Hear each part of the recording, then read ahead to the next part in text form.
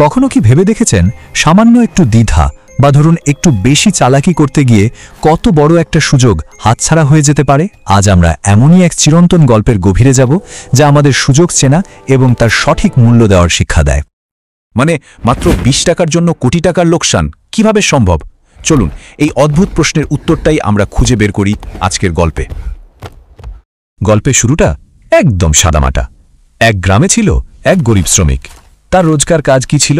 মাটি খোঁড়া, আর সেই মাটি গাধার পিঠে করে বাজারে নিয়ে বিক্রি করা। ব্যাস এইটুকুই। তো একদিন হলো কি, মাটি খুঁড়তে খুঁড়তে সে পেয়ে গেল চকচকে একটা পাথর।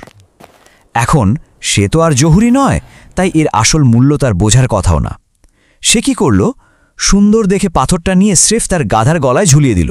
ভাবুন একবার, একটা অমূল্য হীরা গাধার গলায়। আর এই সাধারণ পাথরটাই মানে যেটা আসলে হীরা, সেটার মূল্য নিয়েই এবার গল্পের দুজন নতুন চরিত্র আসছে, একজন ব্যবসায়ী আর একজন জহুরি।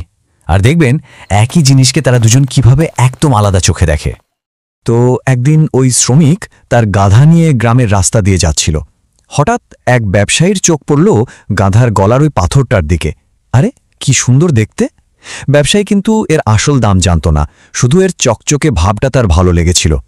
সে শ্রমিককে ডেকে সামান্য কিছু কথা বলার পর মাত্র ৫০ টাকায় পাথরটা কিনে নিল। তারপর কি করল, নিজের দোকানের ওজন মাপার যন্ত্রে সুন্দর করে ঝুলিয়ে রাখল। এইখানেই গল্পের আসল মজাটা শুরু। দোকানে যারা আসত সবাই ওই পাথরটার দিকে তাকিয়ে বলতো, বাহ কি সুন্দর পাথর, কিন্তু কেউই এর আসল পরিচয়টা ধরতে পারেনি একদিন পর্যন্ত।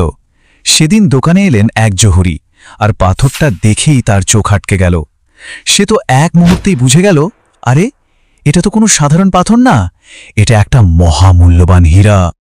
তো জহুরি নিজেকে সামলে নিয়ে খুব সাধারণভাবে ব্যবসায়ীকে জিজ্ঞেস করল, এই পাথরটা কি বিক্রি করবেন?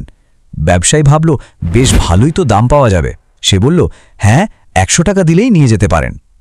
কিন্তু জহুরি ছিল একটু বেশি হিসেবে, যাকে বলে কৃপণ। সে হীরার আসল দাম তো জানে, কিন্তু তাও দরাদরি শুরু করল।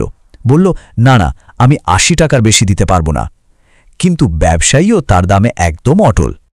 আর এই যে দর কষাকষি, এই যে সামান্য দ্বিধা, এখান থেকেই গল্পের মোড় ঘুরে গেল। কারণ সুযোগকে শুধু চিনতে পারলেই হয় না, তাকে ঠিক সময়ে লুফে নিতে হয়। জহুরি সুযোগটা চিনেছিল, কিন্তু ধরতে পারল কি? জহুরি তখন মনে মনে একটা চালাকি আঁটল। ভাবল, আচ্ছা আজ ৮০ বলছে, আমি চলে যাই, কাল এসে ৯০ টাকা বললেই দিয়ে দেবে, আমার ১০টা টাকা তো বাঁচবে। দেখুন কি সাংঘাতিক আত্মবিশ্বাস নিজের চালাকির ওপর। সে ভাবল সুযোগটা যেন তার জন্যই অপেক্ষা করে বসে থাকবে। কিন্তু সুযোগ কি কখনো কারোর জন্য অপেক্ষা করে? একদমই না। সেদিন সন্ধ্যায় ঘটল এক অদ্ভুত ঘটনা। আর একজন জহুরির গাড়ি ঠিক ওই দোকানের সামনেই বিগড়ে গেল। সে সময় কাটানোর জন্য দোকানে ঢুকতেই তার চোখে পড়ল ওই হীরাটা।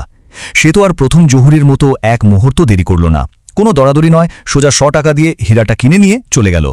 পরের দিন সকালে যখন প্রথম জহুরি ১০ টাকা বাঁচানোর স্বপ্ন নিয়ে দোকানে এলো, এসে দেখে হীরাটা গায়েব। এরপর যা হলো তা এক কথায় নাটকীয়। প্রথম জহুরি তো রেগে আগুন, সে ব্যবসায়ীর সাথে রীতিমতো ঝগড়া জুড়ে দিল। আর এই উত্তপ্ত কথাবার্তার মধ্যেই বেরিয়ে এলো গল্পের সবচেয়ে কঠিন সত্যিটা। আচ্ছা, তাহলে একটু ভাবা যাক, এই পুরো ঘটনায় আসল বোকাটা কে? সেই শ্রমিক যে হীরার দামই জানত না, নাকি ওই ব্যবসায়ী যে এটাকে একটা সাধারণ পাথর ভেবে মাত্র ১০০ টাকায় বেচে দিল, নাকি প্রথম জহুরি যে সব জেনেও দ্বিধা করল? ব্যবসায়ী তখন যা উত্তরটা দিল সেটাই এই গল্পের সারমর্ম।